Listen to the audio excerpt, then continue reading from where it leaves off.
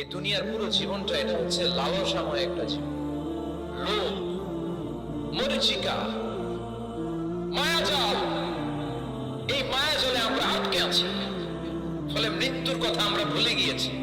পাগলের মতো ছুটছি, আরো টাকা লাগবে, আরো খ্যাতি লাগবে, আরো যশ লাগবে, আরো দাপট লাগবে। আমার এত টাকা দিয়ে কি হবে, এত সম্পদ দিয়ে কি হবে, এত ব্যস্ততা দিয়ে কি হবে? তোমার স্টপ, থামো, অনেক হয়েছে, আন্না, থামো।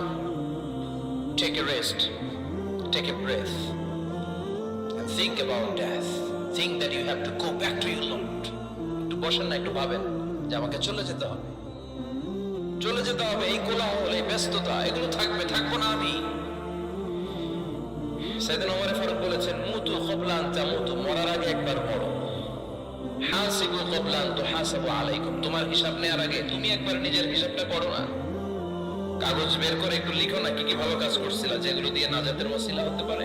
1 2 3, আর কি কি আকাম কুকাম করছো দেখো না, লিখে দেখো তোমার অবস্থাটা কি। চলে যেতে হবে আমাদেরকে। এজন্য আখিরাতের কথা যেন আমাদের স্মরণ হয়। বিশ্বনবী বলতেন, নাহাইতুকুম আন জিয়ারাতিল কুবুর, আমি তোমাদেরকে কবর জিয়ারত করতে আগে নিষেধ করতাম, কিন্তু এখন নিষেধাজ্ঞা প্রত্যাহার করে নিলাম। এখন সব সময় তোমরা কবরের সামনে যাবা আর জিয়ারত করবা। কবরস্থানে জানতো বড় কৃষ্ণপুরের এই গ্রামের কবরস্থান আছে কোন দিকে? পূর্ব দিকে আছে, গোকরার জলের ওদিকে। জান আপনারা? একটু যাবেন, একটু গেলে আখিরাতের কথাটা স্মরণ হবে। ওখানে ছোট শিশুরা শুয়ে আছে, কিশোর যুবকরা আছে, আপনার মতো তাগড়া যুবক মুরব্বীরা আছে। এরা এই এলাকায় থাকতো, এরা আকাশ থেকে নেমে আসে না। এই এলাকার সন্তান আজ নাই। একটা সার্টেন পিরিয়ড শেষে আপনিও থাকবেন না। This is the nature of life, this is the circle of life. ছোট্ট শিশু হয়ে এসেছিলেন, শৈশব, কৈশোর, যৌবন, প্রৌঢ়ত্ব।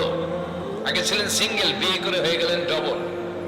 এরপরে আল্লাহ আপনাকে একটা মেয়ে দিল, এরপরে মেয়েকে বিয়ে দিয়ে শ্বশুর হলেন, এরপরে ওই মেয়ের ঘরে সন্তান হতে নানা হলেন। আর কতদিন? অনেক দিন হলো তো, অনেক লম্বা সময় পেয়েছেন আপনি। Think about death. এবার যাওয়ার কথা ভাবেন, আখিরাতের সামানের কথা ভাবেন। ফিরে যেতে হবে। কি শক্তিশালী যুবক, বার্ধক্য চলে আসলে লাঠি ছাড়া চলতে পারে না।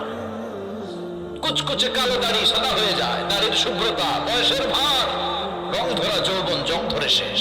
ঠিক কিনা? This is the circle of life. যুবক ভাইয়ের এটাই জীবন, চলে যেতে হবে, কেউ থাকতে পারবে না। ঠিক কিনা? এটা রিমাইন্ডার আল্লাহ এই সূরার ভেতরে দিয়েছে যে তোমাদেরকে ফিরে যেতে হবে। এই লোভ লালসা ছেড়ে দাও। রব্বুল আলামিন বলেন, আলহাকুমুত তাকাসুর হাত্তা যুরতুমুল মাকাবির। ও গোলাম, দুনিয়ার সম্পদ, লোভ লালসা তোদেরকে পাগল বানিয়ে দিয়েছে। এই লোভ পাগলামি কোনোদিন তোদের থামবে না যতদিন না তোরা কবরে ঢুকবি। ঠিক কিনা? কার কথা? আল্লাহ বললেন, দুনিয়ার সম্পদ আর লোভ আর মোহে তোমরা গাফেল হয়ে গিয়েছো। আখিরাতের কথা বেমালুম তোমরা ভুলে গিয়েছো। কিন্তু আখিরাতে তোমাদের যেতেই হবে, কবরের বাড়িতে তোমাদের ঢুকতেই হবে। ঠিক কিনা? যেতেই হবে। আমরা ভুলে যাই।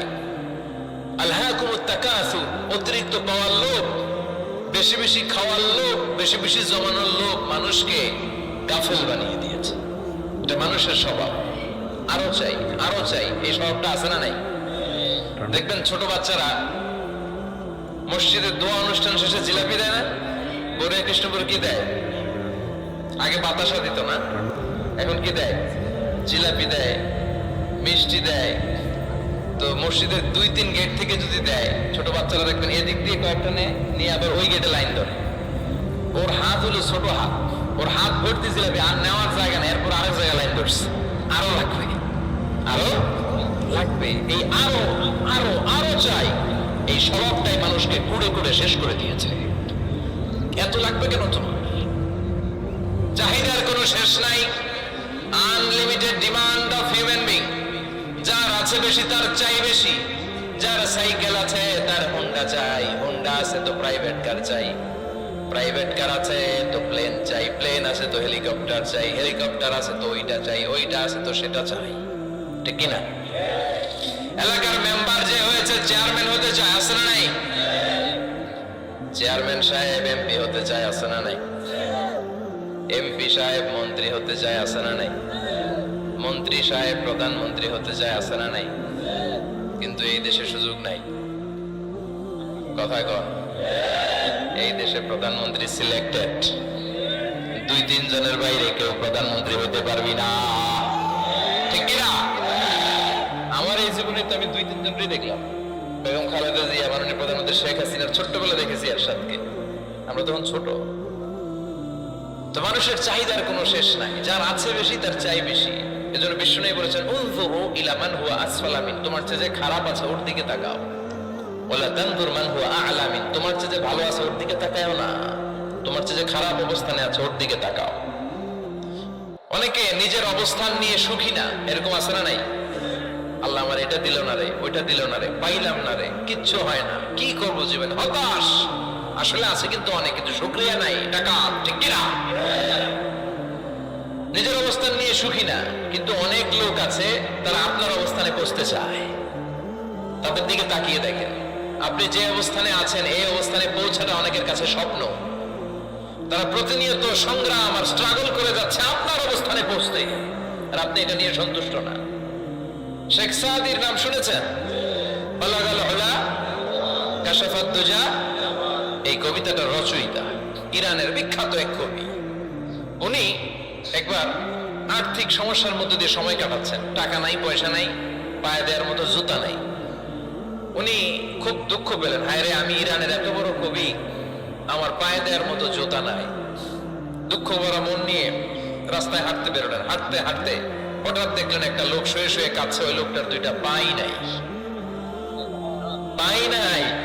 উনি সেজদায় পড়ে গেলেন, আল্লাহর কাছে ক্ষমা চাইলেন, আল্লাহ অনেক দিয়েছো, শুকর আলহামদুলিল্লাহ। এজন্য যেই পরিস্থিতিতেই থাকি না কেন আমরা কি পড়বো? জোরে বলেন, কি পড়বো? এজন্য কানাতু মিনাল ইসলাম, অল্পে তুষ্ট থাকার নাম হলো ইসলাম। সম্পদ লাগবে কিন্তু সম্পদের পাহাড় লাগবে না, ঠিক কিনা? অল্প খান, অল্প পড়েন, অল্প জমান, অল্পের ভেতরে বরকত ঢুকাইয়া দিছে কে? দেখবেন যাদের সম্পদ অল্প তারা সুখী বেশি। জরিপে এটা দেখা গিয়েছে, অনেক সার্ভেতে এটা এসেছে, যারা সম্পদশালী এরা দুঃখী বেশি, এদের দুঃখ বেশি, টেনশন বেশি। খুব স্বাভাবিক, টাকা যার বেশি রোগ তার বেশি, টাকা যার বেশি টেনশন তার বেশি, টাকা যার বেশি ঘরে শান্তি তার কম, আছে না নাই? ঘরের ভেতরে অশান্তি, ছেলে কথা শোনে না, ছেলে টানে গাঞ্জা, মেয়ে ঘরে পরকিয়া, আছে না নাই? স্ত্রী কথা শোনে না, ভালোবাসা নাই, ঘরটা জাহান্নামের টুকরা। রোগ বালাই, এক একটা হসপিটাল বিল পরিশোধ করতে মাসে 5 লাখ 10 লাখ, আছে না নাই? কিছু খেতে পারে না, ডাক্তার একেবারে ডায়েট মেনু বেঁধে দিয়েছে, ডায়েট, ভেরি ডায়েট মেনু, এটা এটা এটা এটা কিছুই খাবেন না, শুধু গরু খাবেন না, খাসি খাবেন না, চিংড়ি খাবেন না, খালি ঘাস খাবেন, ইচ্ছে মতো ঘাস খাবেন, মানে ঘাস জাতীয় যত আইটেম আছে সব খাবেন, শাক খাবেন, সবজি খাবেন, সালাদ খাবেন, গরু, চিংড়ি, মুরগি, গোশত, ইলিশ কিছু খেতে পারে না। তাহলে রোগ বেশি, খাওয়ার মজা নাই, ঘরে সাংসারিক শান্তি নাই, খালি বেড়া মার বেড়া, ঠিক কিনা? কিন্তু সম্পদের পাহাড় পড়েছে। আর অল্প যারা খায়, অল্প পড়ে, রিক্সাওয়ালা, কুলিওয়ালা, অল্প বেতনের চাকরি, কিন্তু হক হালালি মেনে চলে, দেখবেন শান্তি আছে অনেক। হ্যাঁ, বাসা ভাড়া দেয়, ফ্যামিলি চালায়, বাচ্চাদের স্কুল বিল, এরপরও মাস শেষে 1-2 হাজার টাকা হাতে থেকে যায়। আর ওর প্রতি মাসে 10 কোটি টাকা ইনকাম, তারপরও ব্যাংকের ঋণ আছে না নাই? সুখ কারে বলে? কিভাবে আপনি সুখকে ডিফাইন করবেন? সুখ তো টাকায় কিনা যায় না, শান্তি টাকা দিয়ে হয় না, শান্তি দেওয়ার মালিককে। শান্তি আছে অল্প খেয়ে শুকর করার মধ্যে, শান্তি আছে আলহামদুলিল্লাহর মধ্যে, চিল্লায় বলেন ঠিক কিনা?